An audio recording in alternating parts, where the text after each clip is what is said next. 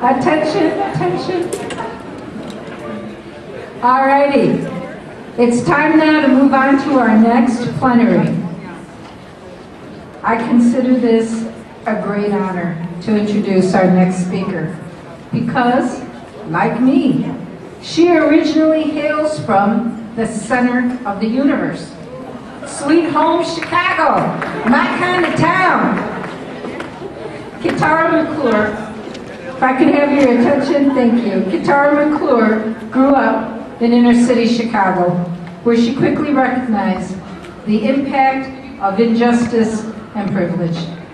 After facing gang violence and single motherhood at age 16, Kitara sought a better life for herself and her son by joining the military, where she earned the rank of sergeant in 2 short years.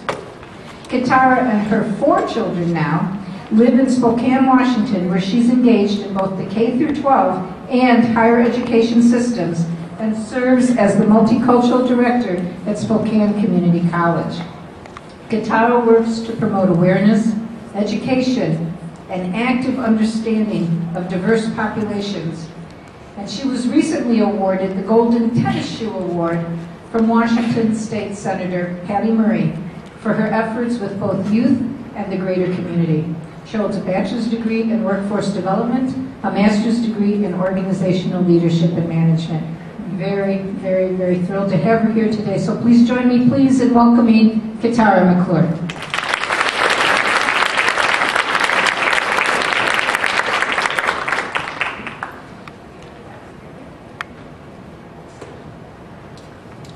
Good afternoon. Don't go. You see, because I think in order to be an effective leader, a good leader, all that good stuff, you have to have a dream, right? My dream is to replace Oprah. So I'm going to back out. I'm going to hide a little bit, and she's going to introduce me again. And I want you all to clap like Oprah's replacement came in the room. I'm serious. Can you do that for me? Thank you so much. It's one for my self-esteem. So again, we have someone from the center of the universe. The center of the center. Sweet home, Chicago. Please join me in welcoming a wonderful colleague, a new friend, Cherie's sister, Kitara McClure.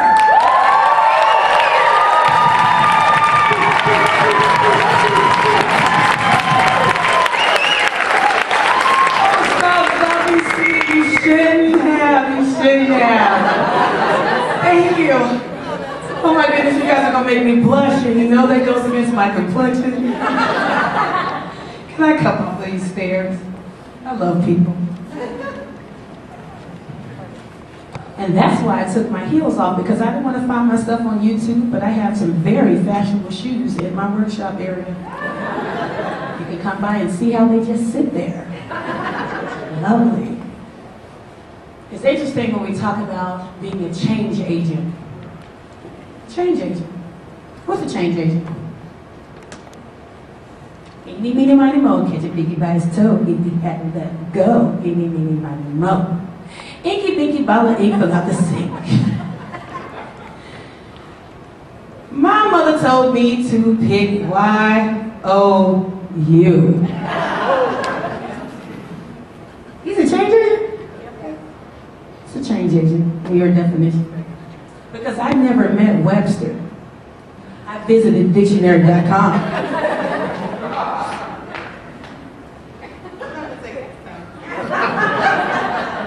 Stand so they can see you.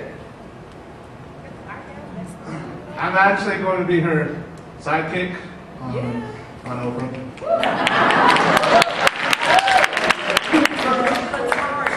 Kitara show, my bad. So I will be the one that she turns to make fun of. I guess that's what we're doing today.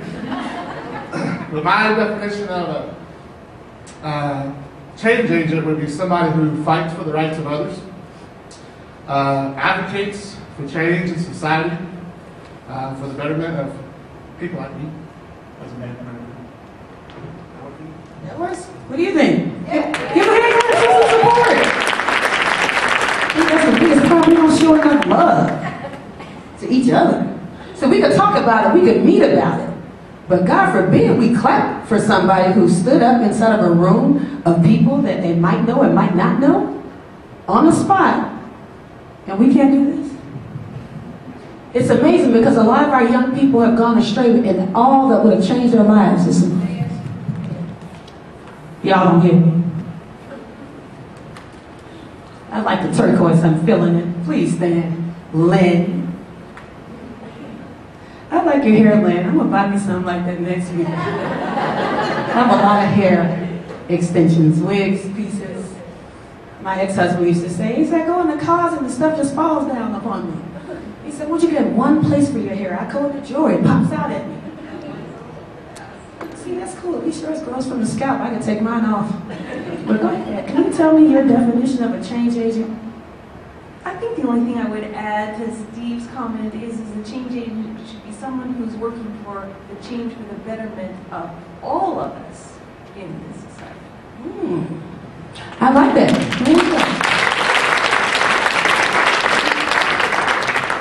We often work on things and we get in groups, we get in organizations, and we don't have a working definition that is common. And we wonder why we can't move forward.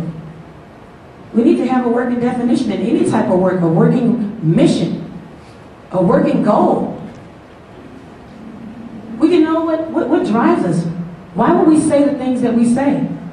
What causes us to give the definition that we provide?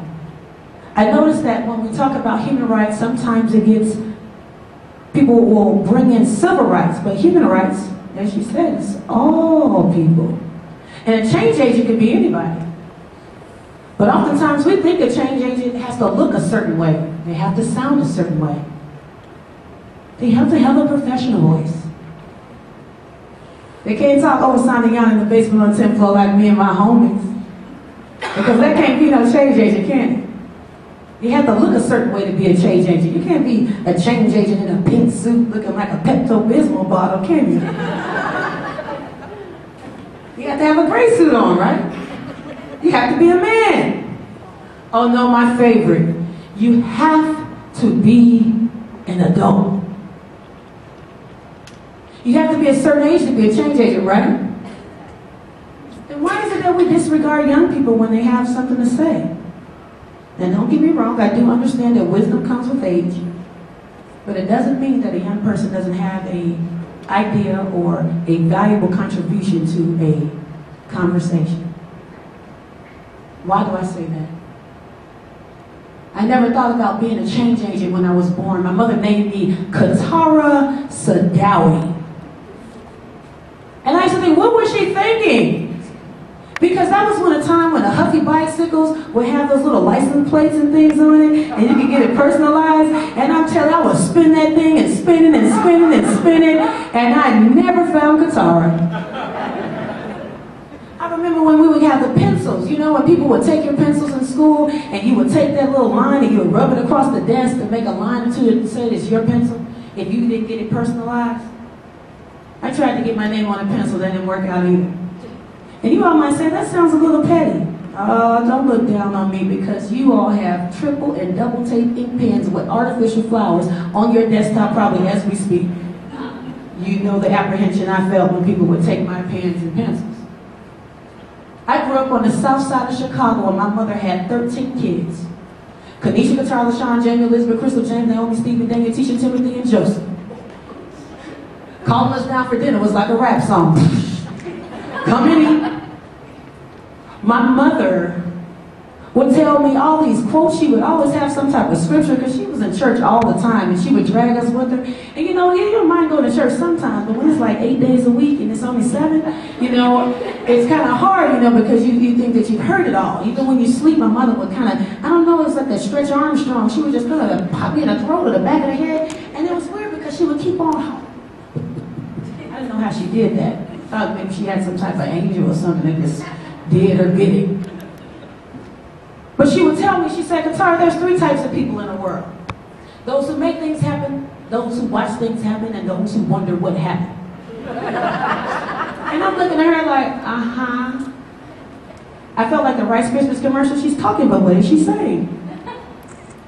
My mother would tell me, she said, Kitara, you need to watch who you're friends with. She said, evil communication corrupts good manners. And at this point, I'm thinking that she had tattoos on her somewhere with quotes and stuff, because she has something for everything. She said, Kitara, it's better to be a live coward than a dead hero. I don't know what they had to do with putting my shoes away when I came from school and taking off my school clothes, but she always had some type of quote, and I knew it would come in handy one day. Right? No, I didn't. I thought it was completely ridiculous. I remember my mother, our house was so raggedy that when it rained, the water would come through from outside, through the roof, through the second floor, all the way down to the first floor, and we were still filling up 5-gallon buckets, pails, pots, pans, bowls, and anything else that we could find. And that was before they put that little picture on the bucket saying that 5-gallon buckets shouldn't be around because kids are top heavy and they could fall over in it. Yeah, 13 kids, we always fell in them. That's why I don't know how to swim to this day. The bucket just wasn't wide enough. See, they're laughing with me. They get it, they get it. Some of you, I'm gonna catch y'all when I leave. But we were extremely low income. It was times that we didn't even have heat. And so I know what it feels like to be a rotisserie chicken, or what do you say, gyro. You know how they rotate? Because my mom had this kerosene heater and we would take turns getting warm in front of us. So we would rotate. We could use the blanket because it might catch fire. So we kind of... But it was never warm all at once, you know, just one side at a time. And, you know, but growing up like that, you know, you kind of value heat. You value your clothes and your socks. And then I would wonder, how is it colder inside than it is outside? But my teachers, they didn't know that. I would go to school and people would make fun of me. They'd call me names. They said I stunk. You stink. I don't know what it is about kids, but they would say you stink. Now that I know what kerosene smells like, we were in the house long enough, I was immune to it, but everybody else was not. But they would make fun of me. To the point that I didn't want to go to school. We didn't even have a lock on our door. My mother had a piece of wood that went to the front of the door at the bottom and under the fourth stair, and we would push it, and that's how we closed the door. I remember one time it was raining so hard that when the mailman came up the stairs, the whole thing collapsed. He couldn't sue us because we didn't have nothing to give. He just came around the side. Miss Smith, can you open up the door? He was a little in shock, but he left the mail. I remember some organization came by and they kind of, you know, helped my mother get, you know, a new furnace, new porch and all of that. And she had to have these like, it's kind of like a NASCAR car when you put all the tags on it. Yeah, all her sponsors had to be on the house. So yes, we were proud. Interesting, growing up with a sponsorship house. I don't know if you've seen anything like that before. I hadn't either, but it's the first time for everything. We would go to school and my mother, I could see the tears in her eyes before she sent us off to school because she was afraid. Why was she afraid? Because there were buildings that had been torn down, there were alleys, and when you walk through those alleys to get to school, a lot of girls didn't come back, so we were told to be together and to run. And my mother would look down at us and she would pray before we left out. We had to repeat after her, and don't go to sleep. And if you had anything crusty, she'd lick her out, finger, and rub it. And I never knew if toothpaste, or if I didn't wash my face and something got on my, you know, isn't it saliva that got there and got crusty? So why would you lick your finger to wipe it on my face to think that that's going to get rid of it when I go to school? I never understood that concept, but I'm sure she thought it was deep. Somebody did it to her. Nobody asked any questions. But that's the way we would go to school every day. My mother taught us about sharing. She would take it to the extreme. We would get M&Ms in the bag of M&Ms, and I know it's only 18 chips inside of a quarter bag of chips because we had to share them with our siblings. And my mother would take M&Ms and would literally crack it with her teeth and give me a piece. And I would look at her like, this lady, this is ridiculous. There's nobody that cheap. That you cracking an M&M, but she just told us we need to just share. She told us to be careful of who we hung out with. But we lived in a neighborhood where we didn't have the capacity to do that. So here we are running to school every day, and I remember in middle school I had to walk over jelly pools of blood just to get to middle school. They would move the bodies. They didn't even have time enough to spray the sidewalk down. So when we get there, you know the body just left. You just kind of stand there. Either if you're not paying attention, you walk right in it. There was a smell that was in the inner city that that I can't even, when the first rain hits, it's almost like a sewage, like raw sewage. It was horrible. But I remember that going to school every day.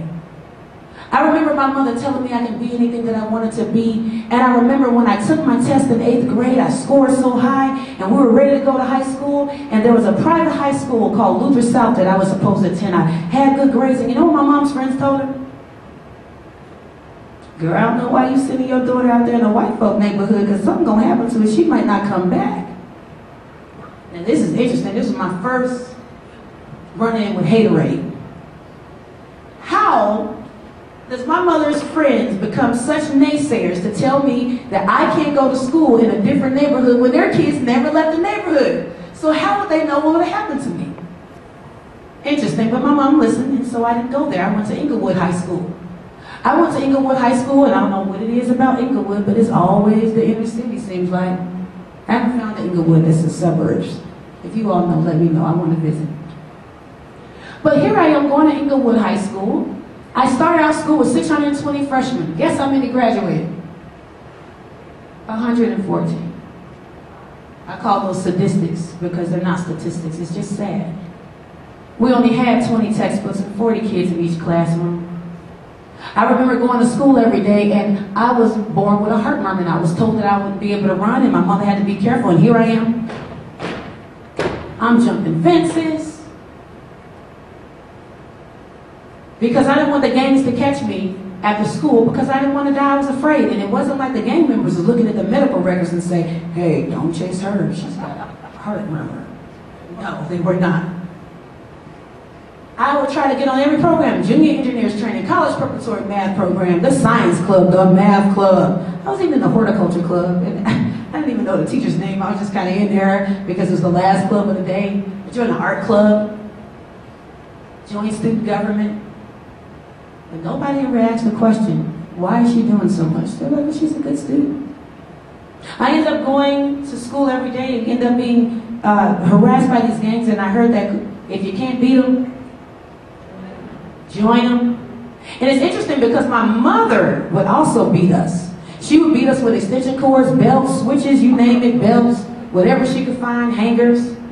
And it's sad because, you know, if you grow up abused and you don't know that you're abused, and you find out in college, that's not a good place to find out you've been abused. Because what do abusers say? Don't share that with anybody else. Don't tell anybody. Don't tell anybody. I just want to give you a little background about being a change agent and how I became a change agent. So here we are. I'm not supposed to say anything, and I'm going to school every day, and the gangs are chasing me, and so finally I joined this gang because I want to actually go to school. The gang members told me that they were my new family, and I figured they couldn't hurt me any more than my mother's hurting me because she would dip these cords in buckets of water at times, but I knew my mother loved me. She gave me a lot of good quotes, but why did she do that? She did what her mother did to her. Nobody asked any questions. Interesting. So by the time I'm going here to join this gang, they said they're my new family. They give me a new name. I'm the Bone Crusher 59. All of a sudden, I'm what my teachers called a natural leader. People would actually do what I did even when they didn't even know whether it was positive or negative, they would follow me. I was kind of charismatic. Even when I wasn't trying. So what did the gangs do? The gang recruited that natural leader. And they said, we could use her. They used me to recruit other teenagers, and I did a good job at it. I was good. I brought all types of people to the gang. But then the gang came to collect. They brought me a new coat. They gave me a place to stay. They called me the Bone Crusher 59. I got a new name. I was the Bone Crusher. Can you imagine a 16-year-old girl with buck teeth called the Bone Crusher? Oh, but they told me, they talked me up. I believed it. And over time, the gang started giving me things, and they would say, oh, you're doing a good job. They had meetings. They were so structured. And one day they came to collect. They said, I want you to beat this girl up. If you don't beat her up, I'm going to beat you up. Well, I didn't want to beat up my girlfriend. She was my best friend, one of the only real friends I had.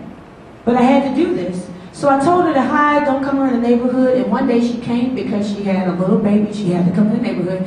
They got all the girls to beat this one little lady up. They had blades and everything. They were just going to cut up her face. And so I remember when my mom said, don't compromise your integrity and moral courage. So I remember she came out, I had to do this, and they came and picked me out of my house, told me to go get this girl, brought the other girls with me, and here I am a leader because they're following behind me, and they were taught to even die for me because my mother said, if you're a C student, be the best C student. If you're a street sweeper, be the best street sweeper. Whatever you do, be your best. So I figured if I was going to be a gang member, I was going to be my best. Interesting how it's some kind of weird filter that was in my brain. I would just hear it wrong, you know, at the time. And so here I am with my friends, and we're going over here to get Carol. I am supposed to hit this girl first. So when I hit her to take her down, I tell her, stay down, girl. Don't move. She's like, no, okay, till you get up off me. My heart don't pump no Kool-Aid. All I could think of was what my mom told me. I said, girl, it's better to be a live coward than a dead hero. It's interesting, when you talk to young people, you don't know that your words are staying in there, but they do stick. They hear it. It comes out at random times, and it's funny because they actually tell your friends what you said, even though you thought they weren't listening. I tell this girl that to stay down, and all the girls are like, let us get her, because I know they wanted to cut her face. I didn't want that to happen. I said, stay down, girl. I get up, and I yell police. So you know when you say police, everybody's gonna run. So I said that, and I get ready, everybody's getting ready to run, and I get up, and this young lady jumps up, grabs a bottle, runs up, and guess who she stabbed? Out of all the people out there, she stabs me. And it comes across here. Severs my artery. And then the girls are taught to die for me, so they go to grab her off, and then the bottle gets stuck over here. So all of these scars right here. The bottle stuck in there, and I pull it out. And here I am, literally bleeding to death on the street because these gang members told me that they were my new family and that they would die for me, and I'm supposed to be willing to die for them. And so I need a ride to the hospital like immediately, right? So I go to the gang members, I ask for a ride to the hospital. What do they say? They say, I remember this, wait a minute, I have to quote this right. Folks, you ain't finna be bleeding in my lap. My life wasn't as valuable as the interior of this clown's car. But 3 minutes ago, I was willing to die for them, and they were willing to die. Interesting. They didn't live up to their end of the bargain. I went to the hospital, needless to say, nobody came to visit me, but my real mother, who was one of those I told you so women, she ain't playing. Kitara? I'm like, yes, I'm in there because I really didn't want to go. So she talks me into going because I'm too gangster because I really want to hug my mother and cry like a baby, but I don't want her to think that she won. So I'm in there, I don't need you. I ain't staying with you, I'm about to go home. She was like, please stay, Kitara, please. I was like, I don't need you, I'm good. She's like, Kitara, but your neck is bleeding all over the place. You need to stay here. I was like, you know, they're not gonna let me in anyway because the hospitals were so inundated with so many patients, so many bullet wounds, so I really wasn't that important. I had to wait my turn. So my mom convinces me to go get a bottle of peroxide. So she takes me to Emco to get a bottle of peroxide because she's gonna clean it and I can go home and take a nap because at this point I'm sleepy because I lost a lot of blood. She said, Kitara, okay, one more time. Just let's go to the hospital. If they see you, cool. If they don't call your name, when you get there, you can go home. So I was like, okay, because I really want to go see the doctor. I get there, they look at it and say, oh wow, your artery is severed. We need to get you to Cook County Hospital, which is on the other side of town because I probably wouldn't make it. And so they closed this little curtain. I think that, you know, I don't know if they thought it was soundproof or something. And they say, ma'am, your daughter's probably won't make it. You know, her artery is severed and the other side is, and we might need to put a plastic vein in there, but I'm not sure if we're going to have the specialist here to do that. That she has to get to Cook County, so she has to make it there. And I'm sitting there like, wait a minute. Does he not know that I'm right behind this curtain? I can hear this. And I'm literally at the point I can't even cry.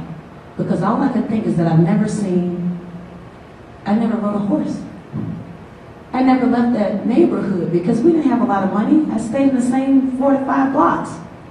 It was like being incarcerated even though you're free. I had a son because this guy told me I was really cute and I was like, oh, for real. I ended up having this baby and so my son would never see his mother. He would never really know who I am. So how does this work out? I thought I was going to die. I make it to Cook County Hospital. They put the plastic vein in, and I end up making it. And and then I have to go back where? Home, to my community. With all the other gang members, people used to ask me, they said, why did you go somewhere else? I was thinking about, yeah, but what money? My mother didn't have enough money to get up and move to some different environment, a new place. So I had to make my environment work, so there was no other place that I could go but back to the community and the gangs where I was. And what did they tell me to do? The same stuff that I used to do. I tried to hide. I started telling girls not to join the gangs. I started telling them how it wasn't real and how they wouldn't be there. But the gang members didn't like that very much. I remember a church group coming to get me to go to church, and he said, stay with me. They pulled a sawed-off shotgun on this man, but he was diligent. He continued to come to pick me up for church. And this particular day, he said, just stay with me, Kitara, don't go back. I was like, no, I'm gonna stay. He said, no, stay with me. And I'm like, no. He should have just kept me in the van and kept driving. Why did he take his van? I get out the van. The gang members didn't like that I was telling girls not to join the gang and not to sleep with them and teaching them the rules and the codes and the creeds. And they grabbed me out of my house. They pulled me into the front. They didn't get any of the girls because the girls were kind of afraid of me because I talked up with myself. You would have thought I was like the Jolly Green Giant the way I talked about myself, how strong I was, and people were actually afraid. But the males weren't, so they told the males to gather around me so I wouldn't run, because I had learned to get pretty fast, even though I did have a heart murmur. They knew I could run. I could jump fences in the lead single bound. I sure could. And these gang members crowded around me. I remember my son looking out the window. He was about 16 or 18 months old. They made me put my hands on the fence. And they wanted me to remember love, life, and loyalty. And they gave a young man a bat, and they told him to beat my hands 3 times for love, life, and loyalty. And I could see the tears welling up in this young man's eyes as he beat my hands with a bat. And I know that it was broken on that second hit because it was a dent in the middle, but it was swollen up like a biscuit. And I remember sitting there, I couldn't cry because I was so hurt. I couldn't believe that these are men and they're beating my hand with a bat. I just couldn't believe it. And so they was like, let's get out of here. She bar none, she gangster. And I'm thinking in my head, I'm not gangster, my baby's looking out the window.